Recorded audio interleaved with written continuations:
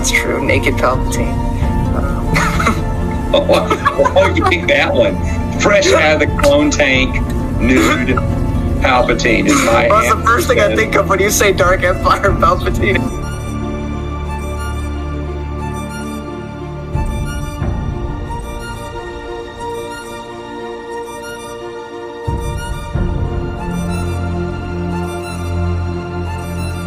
Hello, everybody, and welcome back to the Halo Expanded Universe.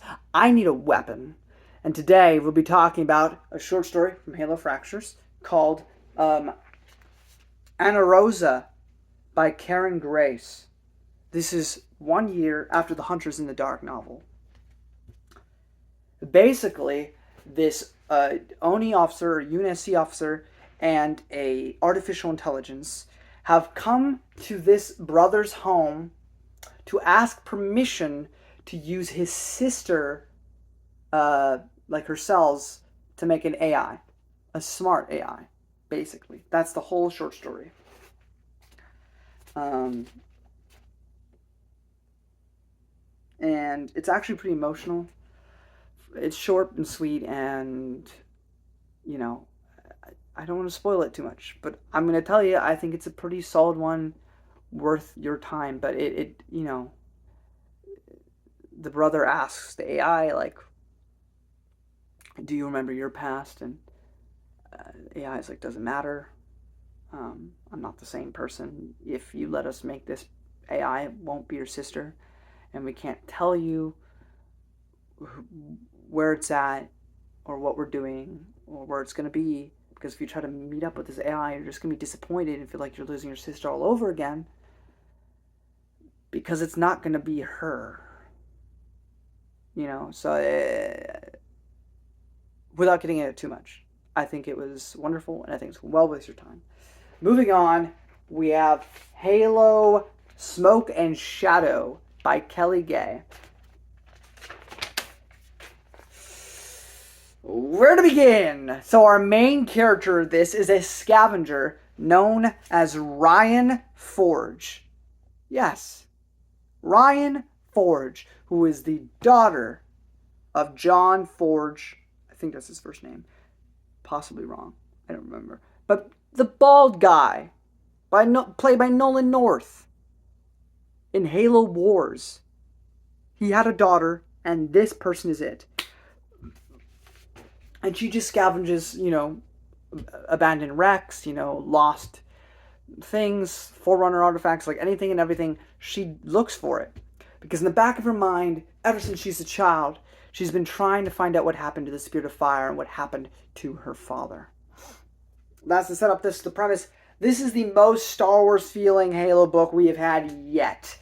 And the most wonderful, and it's nothing fantastic or crazy or anything, but the most fantastic part about this book is that for once, we actually follow not the army or the government. We actually focus on people that have nothing to do with that. Like, sure, we have a former Marine who is a part of the crew. Like, his name is Cade, of all things.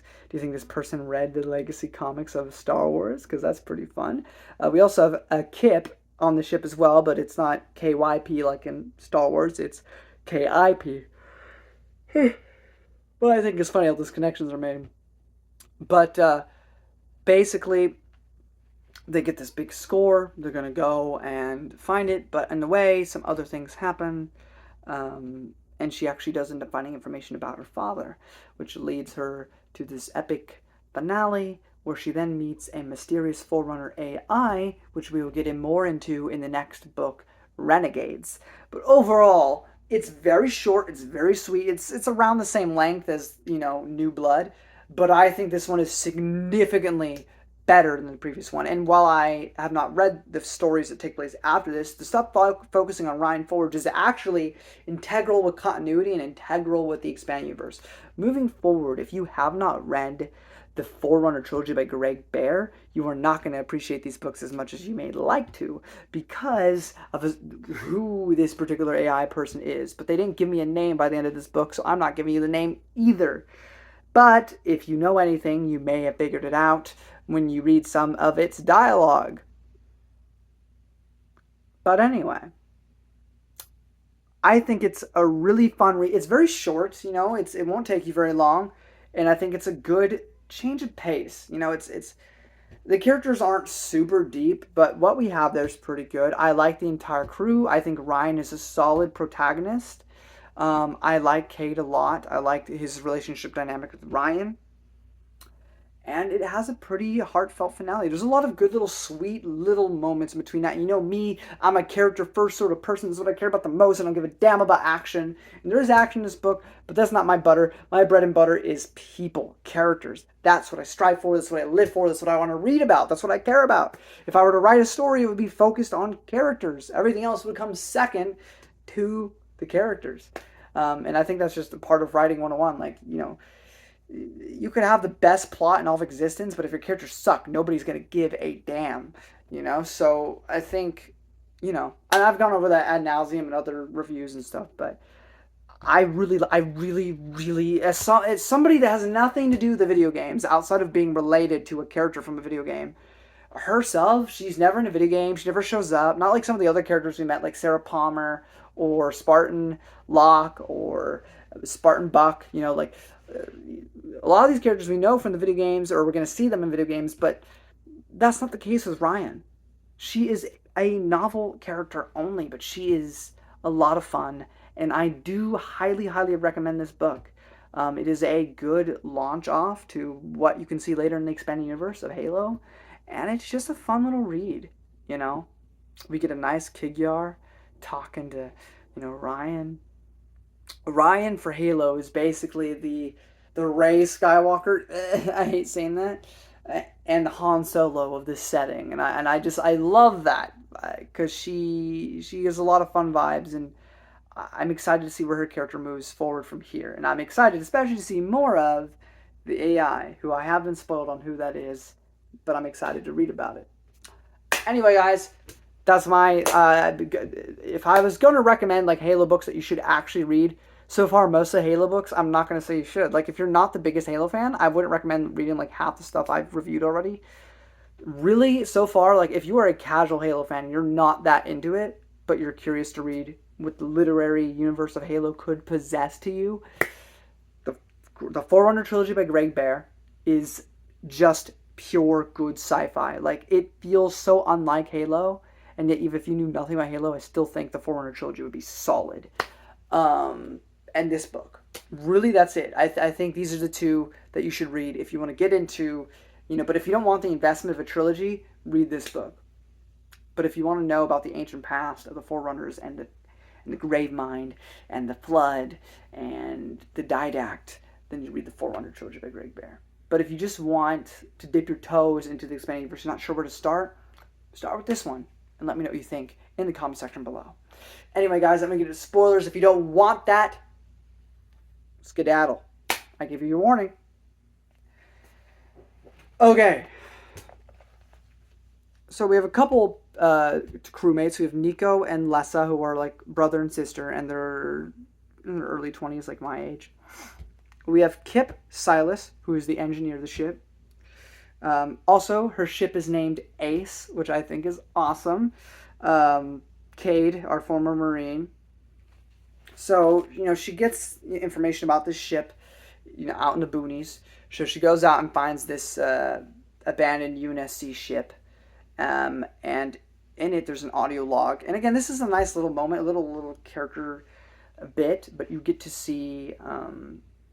you know, the captain's quarters has like a picture of two kids on it, you know, like, so the captain had family that he could have gone back to but didn't get a chance to. I mean, it's very generic, but it was done well.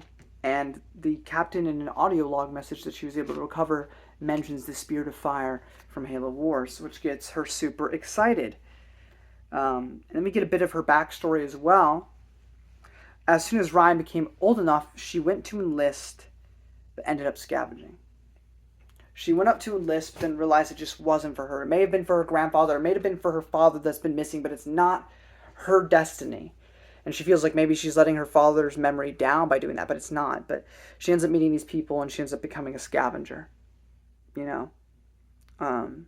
There's a lot of nice little moments where you get to hear her dad in the flashbacks.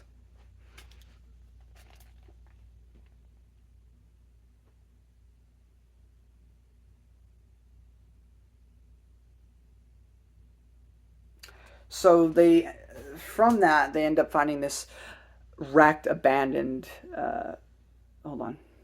But from that, they end up finding this Covenant wreck, and there are hunters on the ship, which again is kind of weird. It's kind of just like Halo Nightfall a little bit. But they're really old hunters, and one of them comes scrambling toward Ryan, but isn't attacking, almost like it just kind of wants to die. Its partner died. And this is also nice to see like this integrity and this morality and this kindness from Ryan, because always it's UNSC good, everything else bad. And here she's like, sure, they are very dangerous, but I'm not going to shoot first at something that isn't attacking me actively. I can't do it. And it was something to be said about Ryan that I really appreciated.